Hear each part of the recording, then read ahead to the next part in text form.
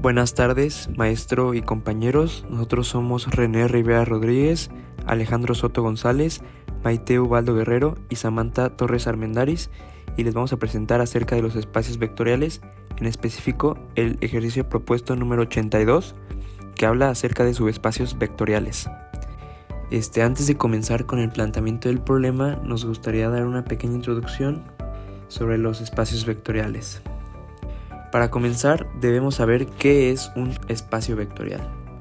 Un espacio vectorial, o también llamado espacio lineal, es una estructura algebraica creada a partir de un conjunto no vacío, una operación interna llamada suma definida para los elementos del conjunto y una operación externa llamada producto por un escalar definida entre dicho conjunto y otro conjunto, con estructura de campo. A los elementos de un espacio vectorial se les llama vectores, y a los elementos del campo, escalares. Dicho de una forma más específica, podemos definir un espacio vectorial como sea V diferente de 0 sobre el que están definidas dos operaciones, una llamada suma vectorial y otra llamada producto por escalar. Si los 10 axiomas se cumplen para todo U, V, W pertenecientes a V y para todo C y D que pertenecen a los números reales, entonces V se denomina espacio vectorial. Los axiomas son verdades incuestionables, universalmente válidas y evidentes, que se utilizan a menudo como principios en la construcción de una teoría o como base para una argumentación. Tenemos dos axiomas de cerradura, uno bajo la suma y otro bajo la multiplicación. Bajo la suma sería U más V pertenecen al espacio vectorial V. Bajo la multiplicación sería C por U pertenecen al espacio vectorial V. Tenemos 4 bajo la operación de suma. La primera sería la propiedad conmutativa, que nos dice que U más V va a ser lo mismo que V más U.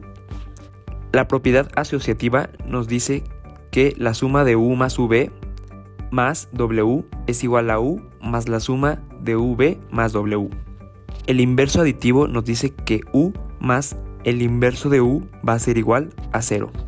Y por último tenemos 4 bajo la operación de multiplicación. Tenemos la propiedad distributiva, que nos dice que C por la suma de U más V va a ser lo mismo que C por U más C por V. La propiedad distributiva nos dice que C más D por U va a ser lo mismo que C por U más D por U. La propiedad asociativa nos dice que C por el producto de D por U va a ser lo mismo que el producto de C por D y eso multiplicado por U.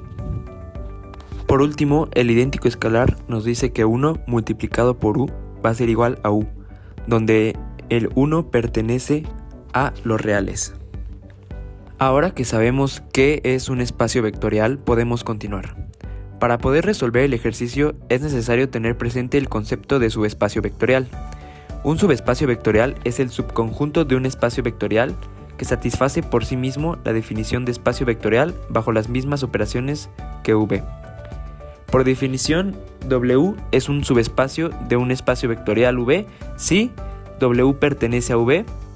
W es un espacio vectorial bajo las operaciones de suma y multiplicación definidas. También es importante conocer este teorema que nos dice que el conjunto W es un subespacio de un espacio vectorial V bajo las operaciones suma y multiplicación en V. Si y solo si W pertenece a V, el nulo de V también pertenece al subespacio vectorial W. W satisface las condiciones de clausura que son los axiomas 1 y 2 que vimos en la definición de espacio vectorial, cerrado bajo la suma y bajo la multiplicación. Para este ejercicio también es necesario tener presente el concepto de complemento ortogonal. Sea S un subespacio de Rn, un vector V en Rn es ortogonal a S si V es ortogonal a todo vector en el subespacio S.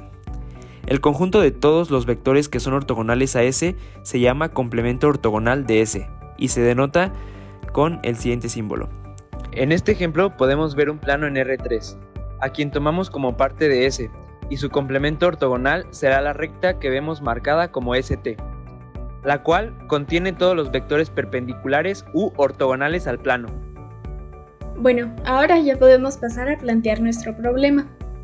Si S es un subespacio vectorial de un espacio vectorial V con un producto interno definido, entonces el complemento ortogonal de S, denotado como ST inversa, es un subespacio vectorial de V. Y nos dan esta definición del complemento ortogonal de S, donde todo X perteneciente a V, tal que el producto punto entre X y Y sea igual a 0 para todo Y perteneciente a S.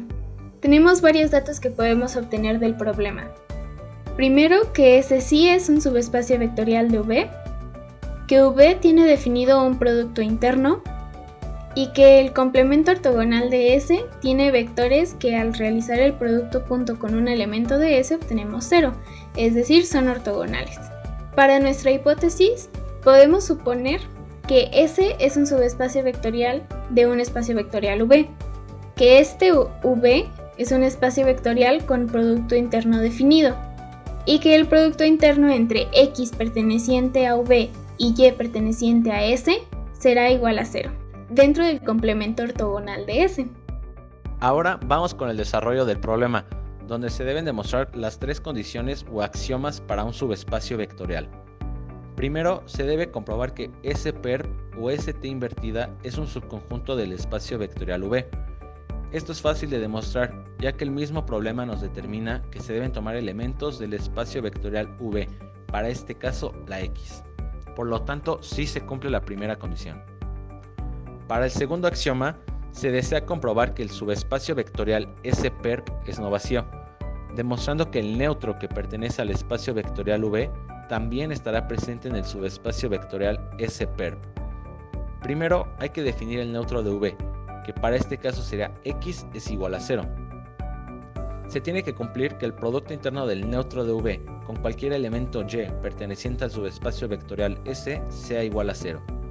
Tomando X como X1, X2 para toda X perteneciente a V y Y como Y1, Y2 para toda Y perteneciente a S, el producto interno quedaría como X1 producto punto con Y1 más X2 producto punto con Y2 es igual a 0.